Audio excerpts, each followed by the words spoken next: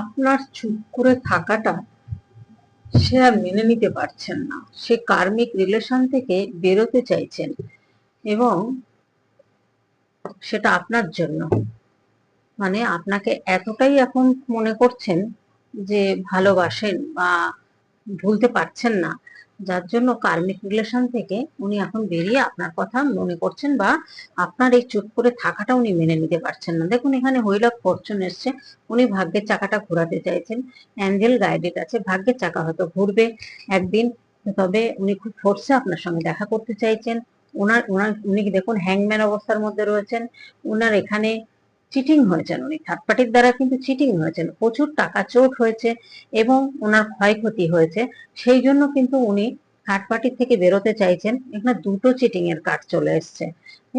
ওনার কিছু টাকা চুরি বা ভিসা চুরি, যে কোনো কিছু কিন্তু চুরি গেছে, এবং অর্থনৈতিক ভাবেও কিন্তু অনেক দিক দিয়ে কিন্তু ওনার ক্ষতি হয়েছে। সেই জায়গাটা উনি কিন্তু একটা রাজার মতো ছিলেন। সেই জায়গাটা ওনার হয়তো উম, এতটা ক্ষতি হয়ে যাওয়াতে উনি মনের দিক দিয়ে ভীষণ ভেঙে পড়েছেন। আজকে হ্যাংম্যান হয়ে রয়েছেন। উনি বুঝতে পারছেন না কি করা উচিত না না করা উচিত, এরকম একটা জায়গায়।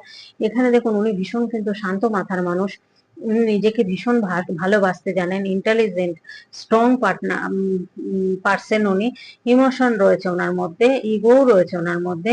উনি হয়তো এমনই একটা, ওনার মধ্যে মায়া দয়া সবই আছে, কিন্তু উনি কিন্তু সেটা প্রকাশ করেন না বা দেখান না, বা আপনাকে কোনোদিন দেখাননি। হ্যাঁ, বুঝতে দেননি। এমন ভাবে হয়তো আপনার সাথে অভিনয় করেছেন, বা থার্ড পার্টি যে ছিল সেটা আপনাকে বলেননি।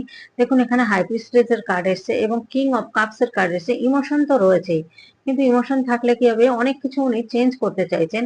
আর উইজডম রয়েছে, ইমোশন রয়েছে, এই জায়গাগুলো কিন্তু উনি একটা পরিবর্তন করতে চাইছেন কার্মিক রিলেশন থেকে বেরিয়ে। আপনার এই চুপ করে থাকাটা উনি মেনে নিতে পারছেন না, কারণ উনি মনে করছেন যে কেন আপনি চুপ করে আছেন। দেখুন থার্ড পার্টির চেহারাটা, তাহলে বুঝতে পারবেন ওনাকে ব্ল্যাক ম্যাজিক করে রেখেছেন, যার জন্য কিন্তু উনি বেরোতে চেষ্টা করছেন কিন্তু পারছেন না।